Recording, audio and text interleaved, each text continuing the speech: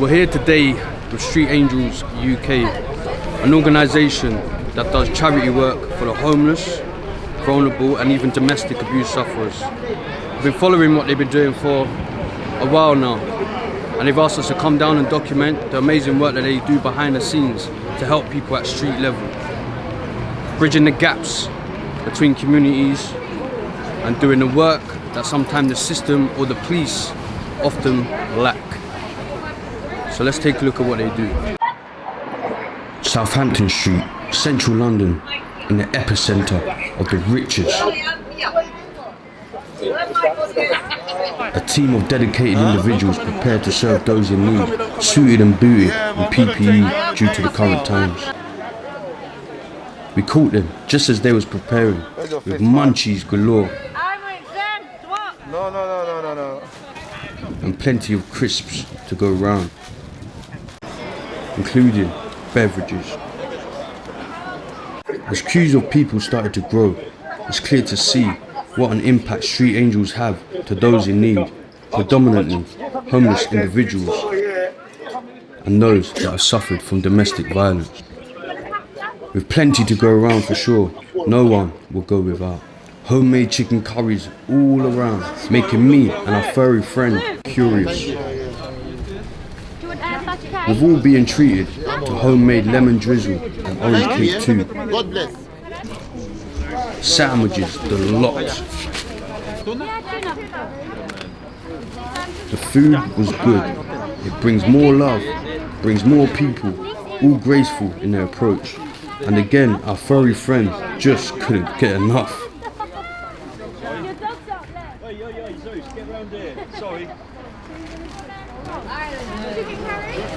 With piles and piles being restocked, it's great to see that everyone digging in and willing to go the extra mile.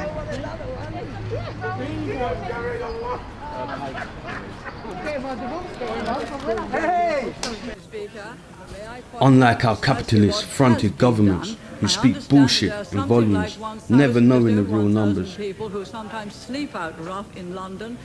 Third, after a decade of austerity, promising nothing but false hope and opportunity. And when people like Corbyn tried to tackle this, he was ridiculed in the media and made to seem like the bad guy. While it's communities all over the country that have paid for it with closed libraries, closed swimming pools, out-of-reach pricing on sports facilities, lack of housing, increased stress, increased mental health stress. We have to redress the imbalances within our society. People have died because of austerity, and then you've got the cheating. Whilst people who know what's up tackle the real culprits, like this doofus. Now we're going to leave the EU and everything's going to be great. It's just a fairy tale. I just serve notice that we will not be responding to this crisis with what people call austerity. Whilst again bumbling with nothing but white lies and false hope. Out of trouble. Let's talk about the homeless. I'm always amazed by some people's ability to find humour in despair. Last week, I offered a homeless guy in Bristol a coffee, and he genuinely went, "Mate, my life's shit enough. Last thing I need is something that keeps me up all night." It's nice to know we can always find humour in dark times, but all jokes aside, homelessness has increased by at least 250%, with no exact figure real known since 2010. You can imagine how much this has increased since the first lockdown begun, putting even more pressure on people like these guys to do more, provide more and turn up more than ever, as help like this is never ever broadcasted by the mainstream media. As you can see, everyone is digging in, ensuring all is well. With even plenty of donated footwear to be given away. I repeat, not sold, given away. Tell me anyone who goes out giving away essentials for free. There ain't many, and Street Angels are the finest when it comes to this. Not expecting nothing back, just caring for those in need.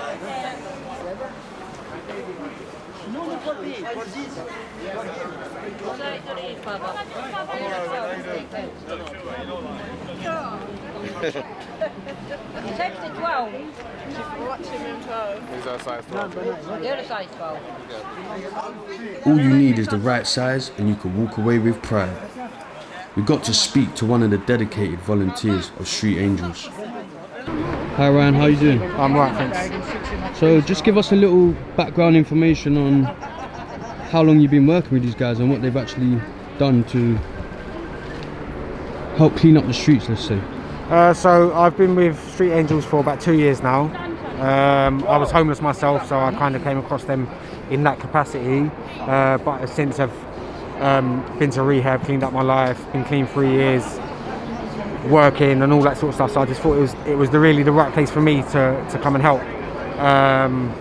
So basically how it works is once a month or every 3 to 4 weeks, we will come down here after a 3 to 4 week period of public donations and stuff like that. So people donating, people cooking for us and all that, and then we will come down here and we will set up and we will feed the homeless guys. At the moment, as you can see, this is a pretty small setup. So normally we've got all this space covered here. We have hairdressers that come down to cut people's hair, and we normally have hot and cold drinks, hot food, all that sort of stuff. And in terms of helping people, although there are a lot of other people that are feeding people out here, I feel that for us, I just feel like we're slightly different to a lot of the other groups in terms of how we do things. And you know, we're not registered charity, so everything that we are doing this is all people's time that are there giving up freely for people. The public that support us is outstanding. You know, all the food that you see here, all the sleeping bags, tents that we've got, that's all done by the public. And you know, even through lockdown, we've still managed to maintain. We've done a feed on a Thursday night instead of a monthly one, but we've done that weekly, just to make sure people didn't slip through the net. And you know, for as long as that we're supported, we're going to continue to do what we do. It's amazing. So is it ever only in one location, or do you move up and down the country? No, so this is our normal spot because the space is good for us in terms of what we normally do. Like I say, we normally got gazebos where we've got 3 or 4 barbers that come down and all the big setup that we do. But sometimes we do have to we do go to Agar Street, which is just a couple of turnings down there. But that's because sometimes the roads behind us are closed off, so it means that we have to just switch locations. But generally this is where you'll be able to find us. Southampton Street. So and the thing is also all the guys they I don't know how early you got here, but you'll notice that there was already a crowd here if you was here, because they know that we're coming. So we do a flyer drop about a week before, so we'll come down about a week before, hand out the flyers, giving all our times and dates and all that, and people expect us to be here. So despite whatever the weather's doing, we always manage to be here. So well, thankfully the weather managed to hold out today. It is holding out. But it's great to see that this is going on regardless of what weather. No, doesn't matter what weather. The pandemic didn't stop what we did. I mean, when you consider we was doing it monthly and then we went to weekly during the pandemic, during the second lockdown. So the work got intensified. So it intensified, And I mean, the numbers did fluctuate because people were in hostels or hotels, whatever it was the government may have been providing, but the need was still, the numbers were still high enough for us to feel the need to be out here. So you know, people rely on us. That is really the reality of it. People do expect us to be here. So so you can't be letting people down. No, that's it. You know, that's the main thing. Listen, having been on this side, you know, I know how important it is for people, how people can become to rely on people like us. And I was just saying to your friend over there, you know, it's kind of double-edged really, because you want to be helping people, but at the same time you don't want it to become a lifestyle choice. Then you've got to try and sift through, you know, where the need is and what can you do to help that, rather than to add to it, if that makes any sense. And you do work with them after, other than this, you do work with them after. So we can. So I work alongside a rehab. So I've got contacts that I can refer people to, and then we've got other people. We know of other organisations that we can signpost people to as well. So whatever that need might be, whether it might be mental health, whether it might be addiction, whatever that might be, all of us within this group will know someone that is suitable for that person's needs. Okay. So that's amazing, man. The way you guys, well, this is going to be the first of many times we're going to be down here watching what you guys do and documenting what you guys do, because it's amazing, and we need more people like you. So the next one is on the 6th of June. Yeah. The next one's a special one because it's being run by the kids of our volunteers and stuff like that. So that'll be an interesting one to see how, alongside the adults, how the kids are feeding into that as well, and wanting to help. You know, the people that are out here themselves, and I think that says a lot for the families of the guys that are working with us. It's good to know that the kids are getting involved from young. Absolutely, absolutely. Yeah, I love that. Because I think they know from working with their parents and whatever, that they know that it's an important issue and that it can happen to anyone. You know, and I think it's really nice that they've got that giving heart to want to help. Yeah. Well, thanks for talking to us today, and let's look forward to more of you guys doing more good work. No problem. Thanks a lot. Thank you. Cheers, yeah. While I was catching up with Brian, the food was flying. Mac and cheeses, the pasta galore. The more they wanted, the more they got. Oh, and there's a little rhyme for your rhyme book. Yeah.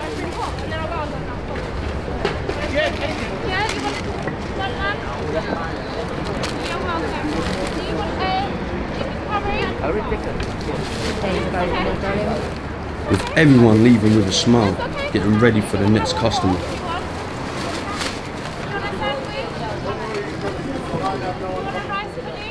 Hello, my darling, what can I get you? This one's chickpea curry. Shall we say again, with no one going without. There was even desserts, cakes, biscuits, donated and created for Eid, for which this particular day we were celebrating. With literally everyone putting in work, there was not a moment to rest. Even the pigeons couldn't get enough. I mean, it ain't London if you don't see a pigeon, right? But to the right of these guys, there was no time to rest. With more people coming, more attention was needed. And as you got to the end of collecting your food, the drinks were waiting.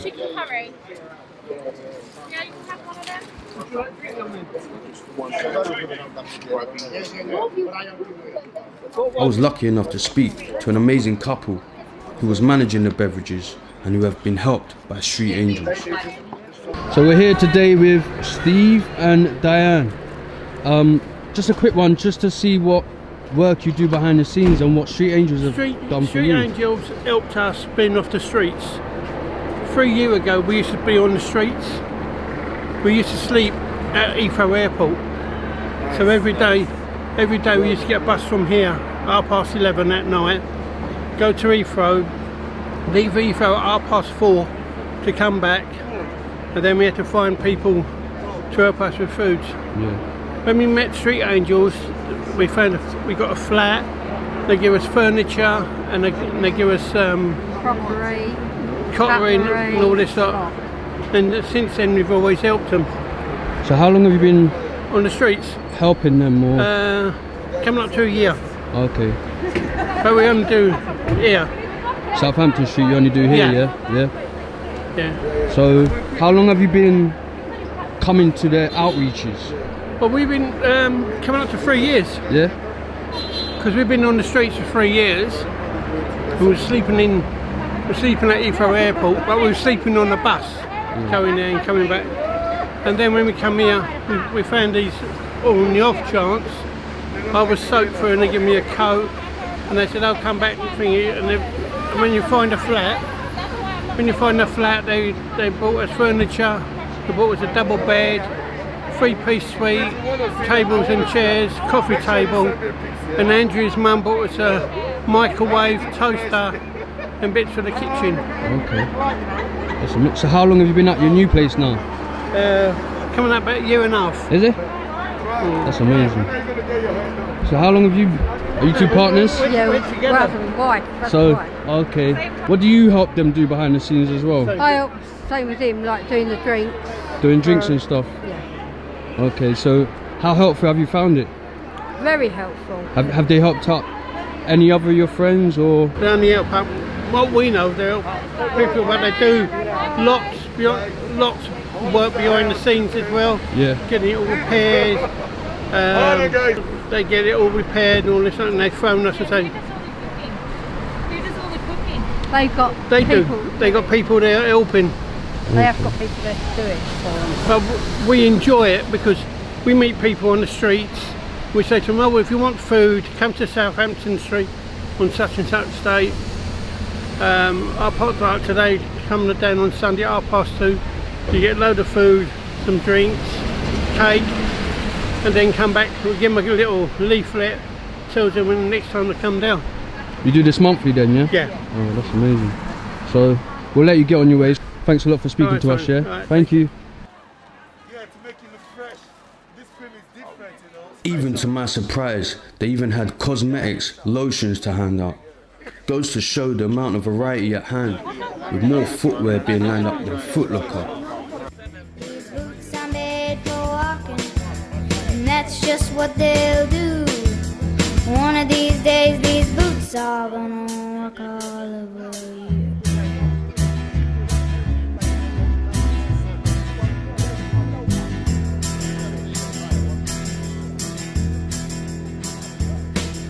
Seems like word got around, because the longer we was there, the more people turned up. Each and every person being blessed with a new pair of footwear, giving those in need a reason to walk with their heads held high. No matter the weather, the outreach was out, ensuring all was served.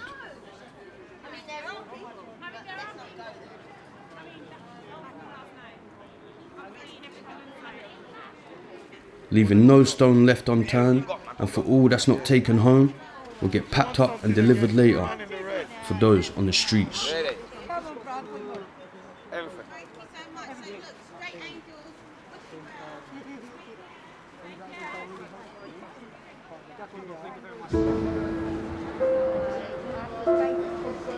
Before long, the food was gone, boxes were empty, and what was left was packed away.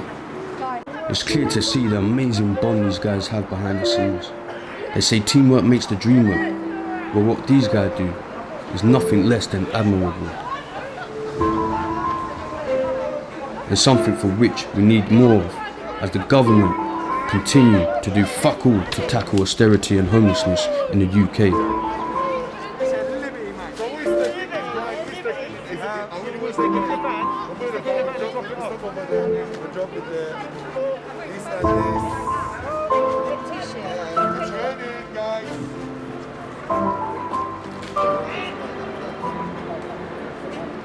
These guys are the real angels of the streets.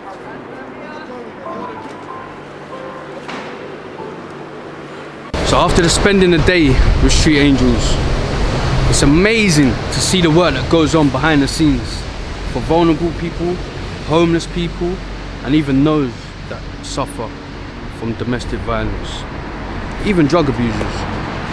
There have been a lot of success stories going on throughout our journey, and we're going to continue documenting this over the coming months. So please do stay tuned. It's great to see that outreaches like this are available, but it's sad that it's at the expense of some suffering. Tune in to Club 100 for the next episode and for the next part of this documentary. Peace.